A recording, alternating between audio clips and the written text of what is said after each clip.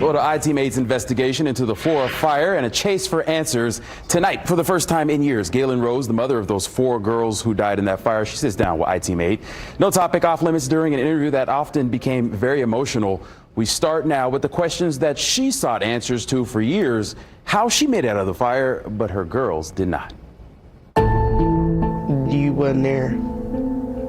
You didn't experience what I experienced. They don't understand the real love that we had for each other as mother and daughter and everything. My life will never be the same. Are you angry? I'm angry, I'm hurt. I'm more hurt than anything. I'm more hurt than anything because my family was wiped away right in front of my eyes. Deeply painful memories as Gaylin Rose, It was too much for me. It was too much for me. whose 4 girls died in what investigators deemed an arson, takes us back to the last weekend her 4 girls lived. 11-year-old Kiana Davis, 9-year-old Kiara Phillips, 7-year-old Carrie McDonald, and the youngest, 5-year-old Keone Welch, all killed in this 2-story duplex in 2016. The only place they live now is in Rose's memory. Do you remember those moments, and what was it like? I think I talked to my grandma before I went to sleep. Out of nowhere, something just told me to get up.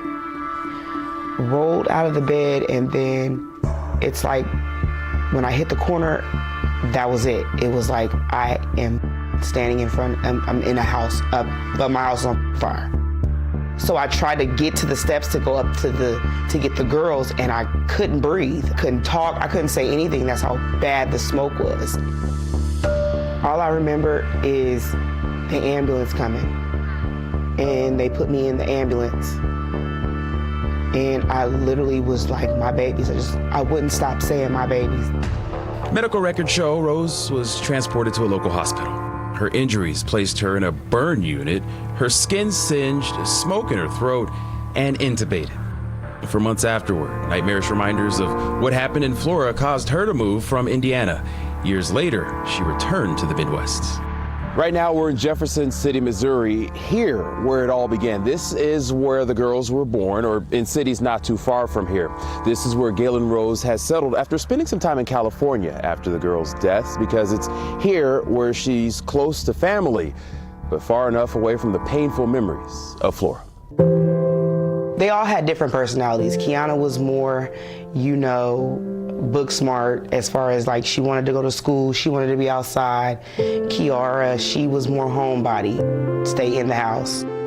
All of them didn't listen. None of them listened. None of them listened. Sometimes they listened, sometimes they didn't. This is the first time she's opened up in years.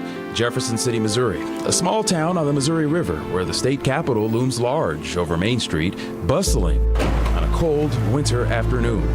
It's where here her girls went to preschool, then elementary school, and here where they were born. Those early years added up, becoming critical as Rose learned to be a mom and they all learned to be a family. It wasn't here, however, that she says she discovered prejudice. Why did you decide to make the change?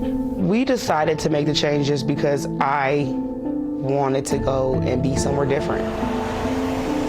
It was totally different than Jefferson City. I worked in the Marathon, the gas station. Every day I would have a gentleman come in there and throw change at me because he wanted coffee.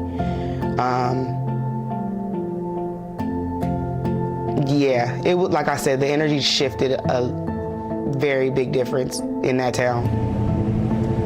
6 months after moving into the 2-story duplex, it went up in flames, an arson.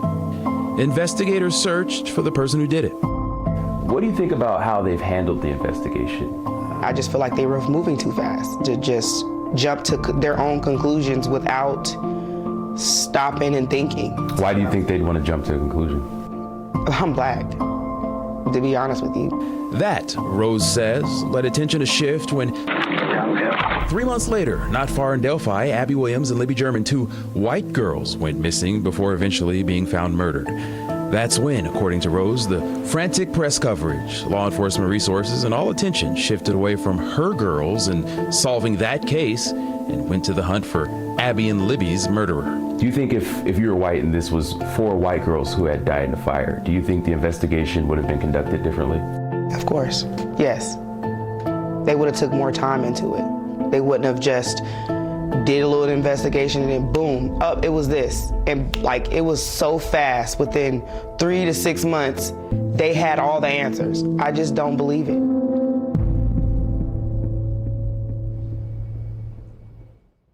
Indeed. Our interview with Ms. Rose does not end there. We have much more we will be exploring, including details on the investigation we've uncovered that could change that investigation right here tomorrow night. We talk with those closest to Rose and show you how the girls are still being remembered in Flora years later.